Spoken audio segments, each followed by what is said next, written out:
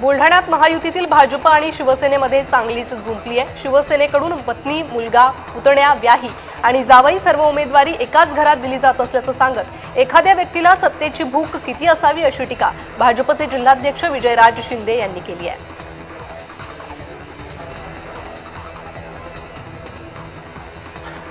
सांगोला शहराच्या विकासासाठी ऐनवेळी भाजपमध्ये प्रवेश करून नगराध्यक्षपदाची निवडणूक लढवणार असल्याची प्रतिक्रिया भाजपचे उमेदवार मारुती बनकर यांनी दिली आहे। भाजपची सत्ता असल्यामुळे मोठ्या प्रमाणात निधी आणून शहराचा विकास करता येईल असं स्पष्टीकरण त्यांनी दिलं आहे।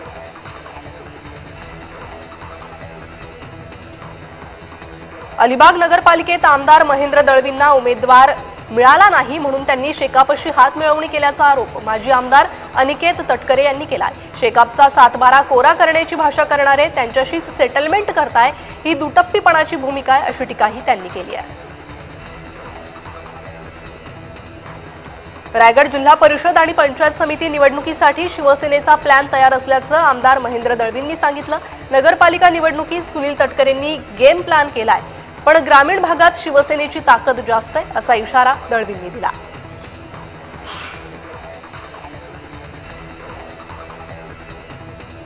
शिवसेनेचे धाराशिव जिल्हा संपर्क प्रमुख म्हणून माजी आमदार राजन साळवी यांची नियुक्ती करण्यात आली आहे, तर माजी आमदार संजय कदम यांची सोलापूर जिल्हा संपर्क प्रमुख म्हणून नियुक्ती करण्यात आली आहे।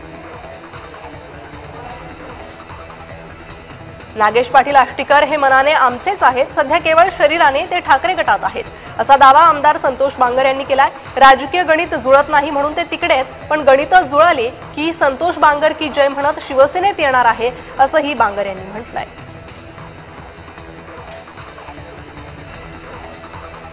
सुषमा अंधारे दिल्लीत खासदार नरेश म्हस्केंना का भेटल्या असा सवाल शिवसेनेचे मंत्री उदय सामंत यांनी उपस्थित केला होता। यावरून सुषमा अंधारे यांनी खुलासा केला। एका सहज स्वाभाविक भेटीला उदय सामंतांनी राजकीय रंग देण्याचा प्रयत्न केल्याचं अंधारे म्हणाल्या।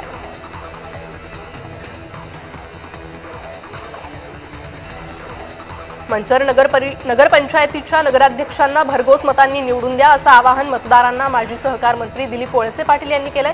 युतीच्या उमेदवाराला निवडून दिल्यानंतर मंचरमध्ये विकास निधीचा पूर वाहिल्याशिवाय राहणार नाही असंही ते म्हणाले। शिवसेना आमदार संतोष बांगर यांनी वसमतच्या शिवसेनेच्या उमेदवारांचे एबी फॉर्म राष्ट्रवादीच्या आमदाराकडे दिलेत।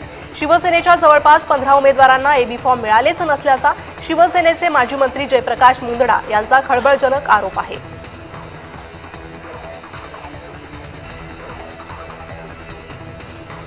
शिंदे गट पुन्हा फुटीच्या उंबरठ्यावर आहे, त्यामुळे येणाऱ्या काळात पुन्हा राज्यात नवी समीकरणं पाहायला मिळतील असं वक्तव्य आमदार रोहित पवार यांनी केलंय।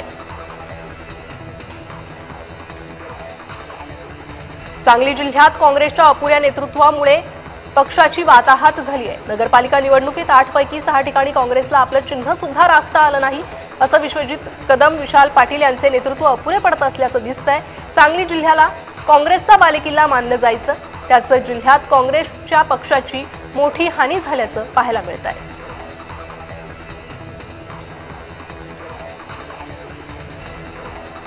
काँग्रेसच्या कार्यकर्त्यांसाठी माजी मुख्यमंत्री पृथ्वीराज चव्हाण यांच्या पत्नी सत्वशीला चव्हाण या कराड नगरपालिकेच्या निवडणुकीच्या प्रचारात सक्रिय झाल्या।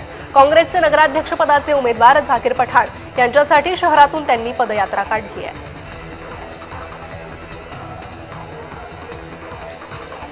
बारामती नगर परिषद निवडणुकीच्या प्रचारासाठी सर्वच पक्षांनी झंझावती प्रचार सुरू केलाय। प्रचाराला दिवस कमी असल्यानं उमेदवारांची दमछाक पाहायला मिळते।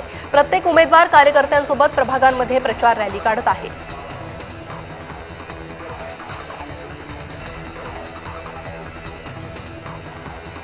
महिला क्रिकेट संघाची उपकर्णधार क्रिकेटर स्मृती मानधना हिचे वडील आणि पतीची तब्येत बिघडल्यानंतर आमदार रोहित पवार यांनी ट्विट करून दोघांच्या प्रकृतीची सुधारणा व्हावी आणि स्मृतीच्या लग्नात आनंदाचे सहभागी होता यावे याबाबत सदिच्छा व्यक्त केल्या। तसेच आम्ही सर्वजण स्मृतीसोबत आहोत असंही रोहित पवार यांनी ट्विटमध्ये म्हटलंय।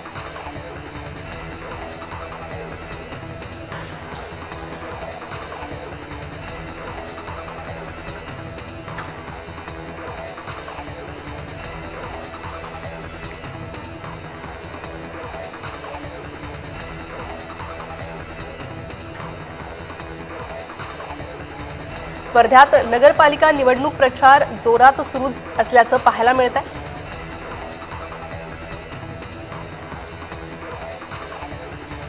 सर्वच राजकीय पक्ष प्रचारात गुंतल्याचं पाहायला दिसून येत आहे। तर या प्रभागात तिरंगी लढत होणार आहे।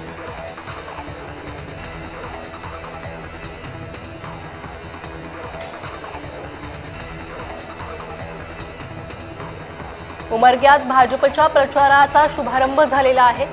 भाजपकडून जोरदार प्रचार सुरू झालाय।